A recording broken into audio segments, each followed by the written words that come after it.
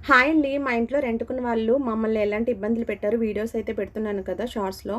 ఇంకా ఒక సిస్టర్ అయితే కామెంట్ పెట్టిందండి. షార్ట్ వీడియోస్ ఎందుకక్క ఒక లాంగ్ వీడియో చేసి పెట్టేయమని చెప్పేసి నాకు కూడా అనిపించిందనమాట. షార్ట్ వీడియోస్‌లో అయితే నేను సరిగ్గా చెప్పలేకపోతున్నానేమో వాళ్ళు చేసిందనేసి లాంగ్ వీడియో అయితే చేశానండి. లాంగ్ వీడియో లింక్ అయితే ఇక్కడ కింద ఇస్తున్నాను. ఎవరికైనా ఇంట్రెస్ట్ ఉంటే కనుక ఛానల్‌లోకి వెళ్ళి చూసేయండి. ఇంకా కొంతమంది అయితే కామెంట్ చేస్తున్నారండి. ఈమెకి ఇల్లుందన్న గర్వం, ఇంకా వాళ్ళ ఆర్థిక పరిస్థితి కూడా మీరు చూసుకోవాలి కదా! ఎందుకలా వాళ్ళని ఇబ్బంది పెడుతున్నారని. మేమైతే అసలు వాళ్ళనేమి ఇబ్బంది పెట్టలేదండి.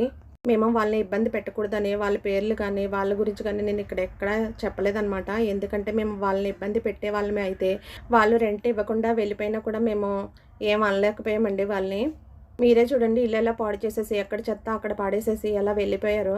కనీసము నేను మొత్తం ఇల్లు క్లీన్ చేయమనట్లేదండి. వాళ్ళ చెత్త అయితే పడేసేయాలి కదా! ఇల్లయితే తర్వాత మేము క్లీన్ చేసుకుంటాం కదండీ! సర్లేండి, దేవుడే చూసుకుంటాడు. ఏది జరిగినా మన మంచికే అనమాట.